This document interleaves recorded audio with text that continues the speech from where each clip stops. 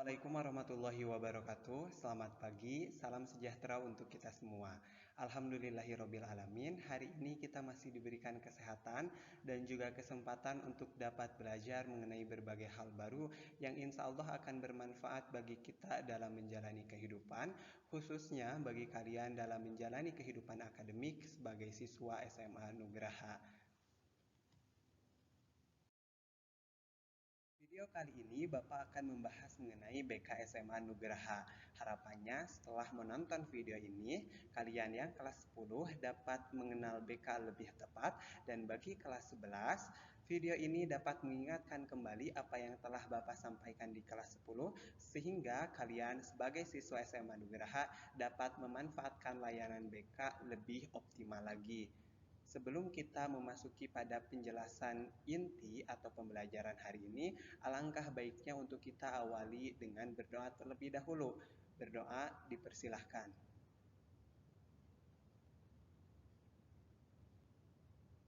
Berdoa dicukupkan. Nah, Bapak ingin bertanya terlebih dahulu, ketika kalian mendengar guru BK atau bimbingan dan konseling, apa sih yang terlintas di pikiran?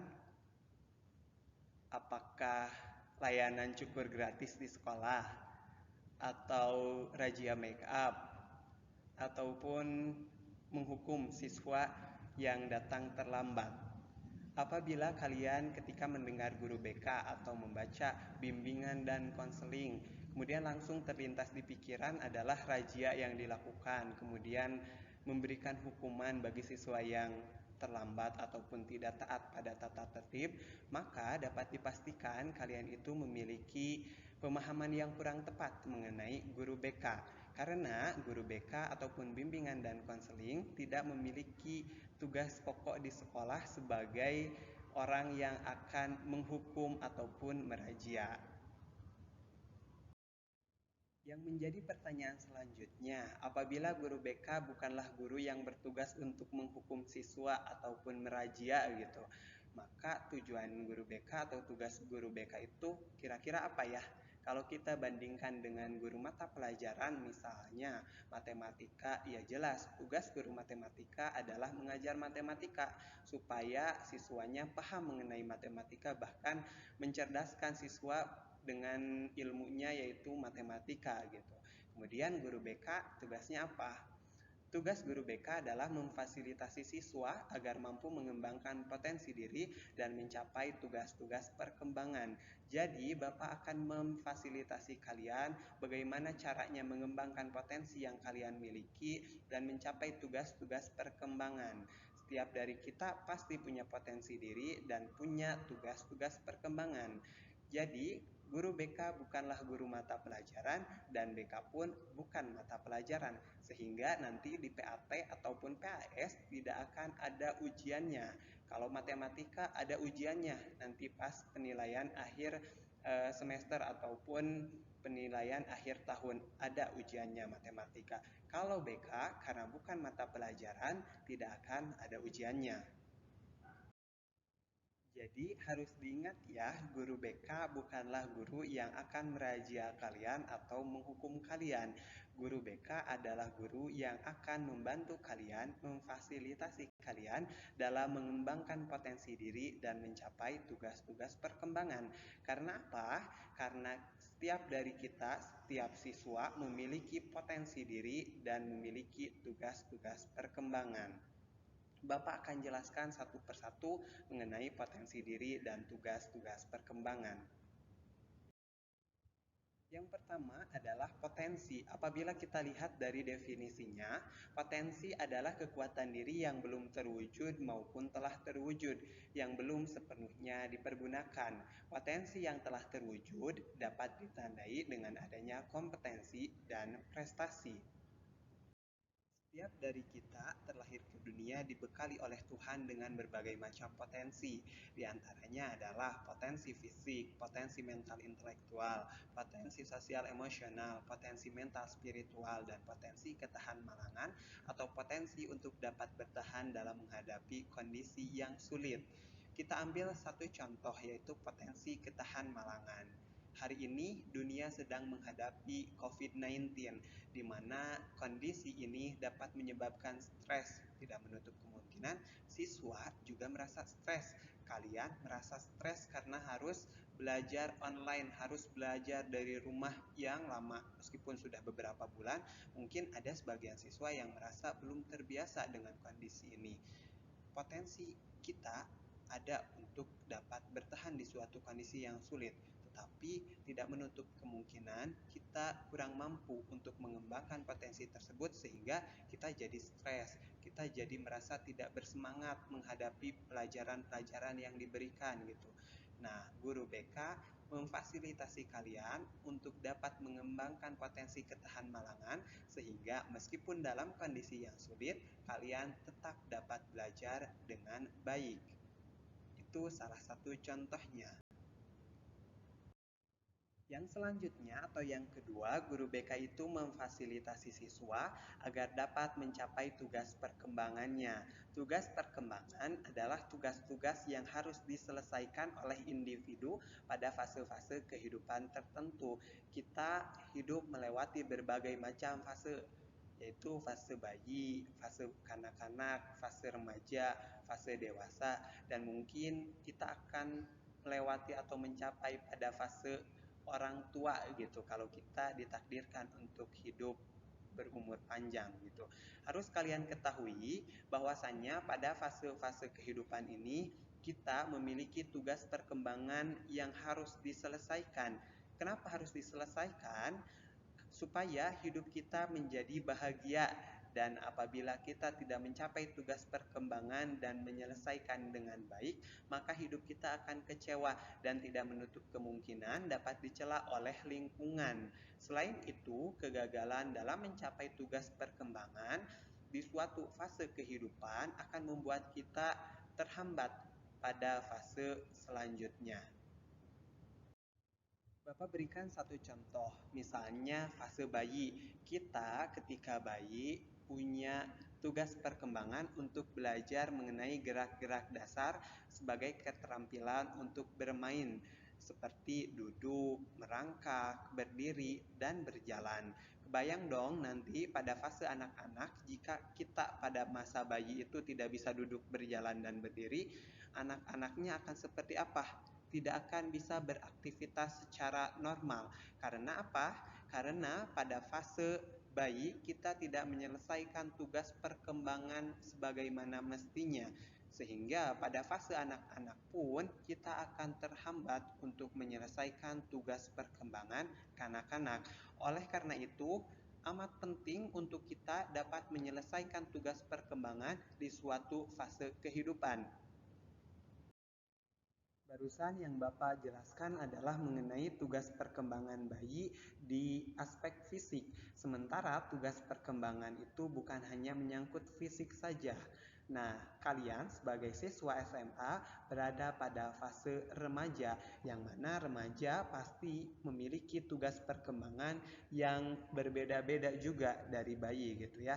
Remaja punya tugas perkembangan spesifik yang lainnya. Di antaranya adalah yang pertama yaitu to stand out.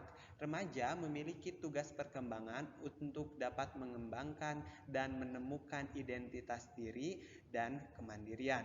Itu yang pertama, tugas perkembangan kalian. Apa yang harus kalian lakukan atau capai adalah to stand out. Yang kedua adalah to fit in. Remaja kalian punya tugas perkembangan untuk mampu menyesuaikan diri dan diterima oleh lingkungan, lingkungan keluarga, lingkungan sekolah, lingkungan masyarakat harus dapat kalian masuki dan kalian menyesuaikan diri di dalamnya sehingga diterima oleh lingkungan tersebut. Yang ketiga, tugas perkembangan remaja.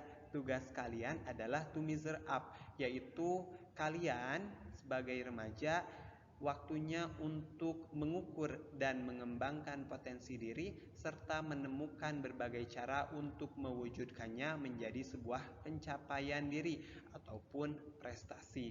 Yang ketiga, tugas perkembangan kalian yang harus kalian selesaikan dan kalian capai adalah to take hold. Kalian maksudnya harus mampu memegang komitmen untuk mencapai goals atau tujuan-tujuan yang telah dimiliki, menjalani kegiatan-kegiatan yang mencerminkan remaja terpelajar dan mempercayai nilai-nilai tertentu.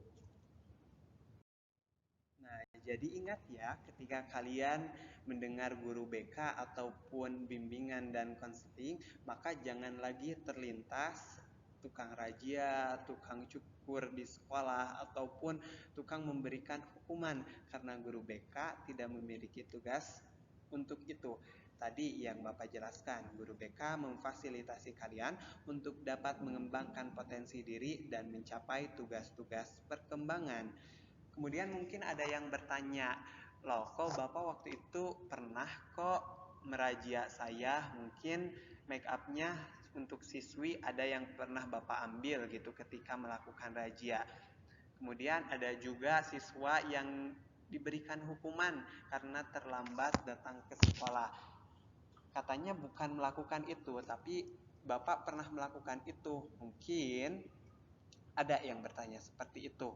Nah, Bapak akan memberikan penjelasan bahwasannya ketika saat Bapak mungkin pernah melakukan razia ataupun memberikan hukuman terhadap siswa yang terlambat, pada saat itu Bapak sedang diberikan mandat atau kepercayaan untuk dapat terlibat oleh wakil kepala sekolah bidang kesiswaan dalam menegakkan aturan.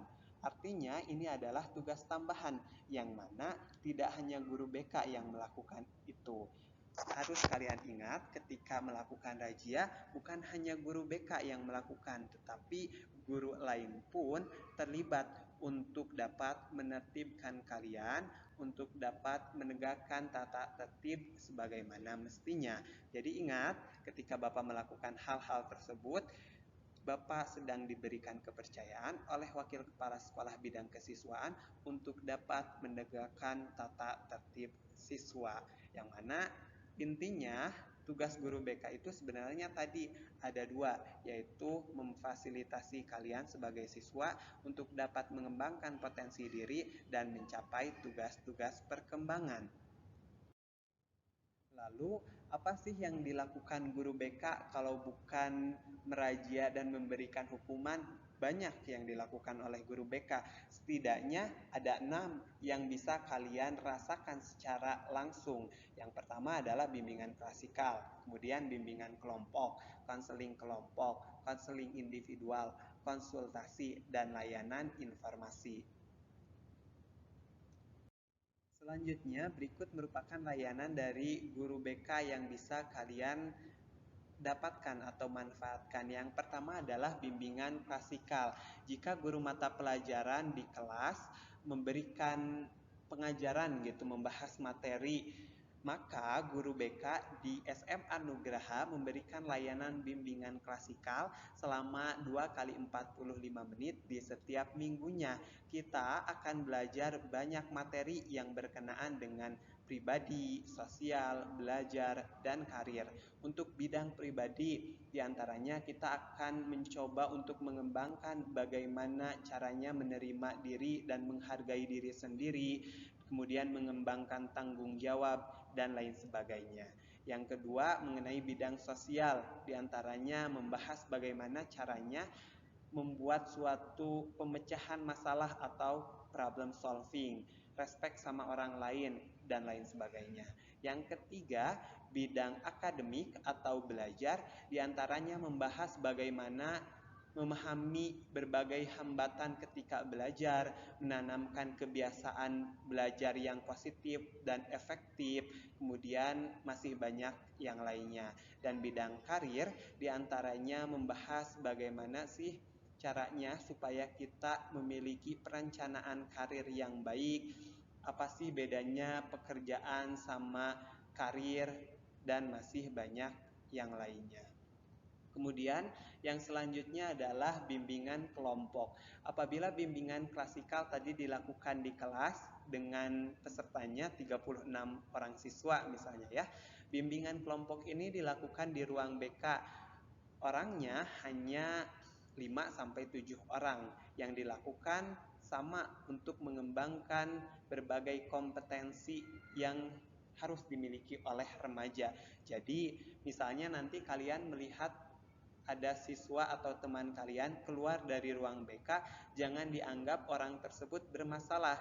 Siapa tahu dia bersama Bapak, bersama rekan-rekan yang lain sudah melakukan pembelajaran supaya dapat meningkatkan kompetensi sebagai siswa.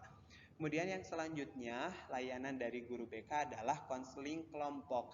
Layanan konseling kelompok ini diberikan kepada beberapa siswa, dilakukan dalam setting kelompok untuk dapat belajar mengenai berbagai macam masalah, kemudian memecahkannya.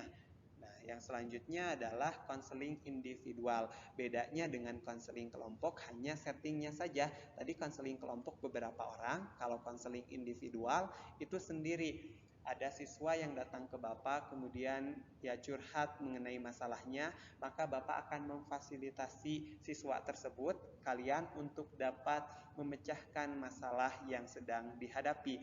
Kemudian adalah layanan konsultasi. Apabila kalian memerlukan teman untuk ngobrol, teman untuk mungkin kalian perlu masukan ataupun pandangan-pandangan lain mengenai suatu topik atau permasalahan yang kalian miliki, tetapi lebih umum daripada konseling individual kan membahas masalah. Kalau konsultasi ini secara umum mungkin kalian nggak punya masalah sih, cuman pengen ngobrol aja. Nah, layanan konsultasi diberikan oleh guru BK. Kemudian yang terakhir adalah layanan informasi. Layanan informasi ini diberikan di mading biasanya ya, kalau di sekolah. Di sana ada update mengenai berbagai informasi yang biasanya kita update setiap 1 bulan 1 kali. Selain layanan yang tadi 6 sudah Bapak jelaskan, yang pernah dilakukan dan mungkin akan dilakukan kembali di tahun selanjutnya diantaranya adalah yang pertama itu Bapak atau pihak sekolah memfasilitasi siswanya untuk ikut edufair, di mana kita datang ke sekolah yang melakukan pameran pendidikan. Di sana ada stand-stand dari perguruan tinggi, maka kita akan coba di sana ada apa aja sih di perguruan tinggi itu, gimana cara masuknya, ada jurusan apa saja, mengenal lebih dalam perguruan tinggi dari kakak-kakak kalian atau mahasiswa di perguruan tinggi tersebut. Selain itu, di sana juga ada kita melakukan asesmen mulai dari asesmen minat karir dan mungkin asesmen-asesmen lainnya yang tersedia di edufair tersebut.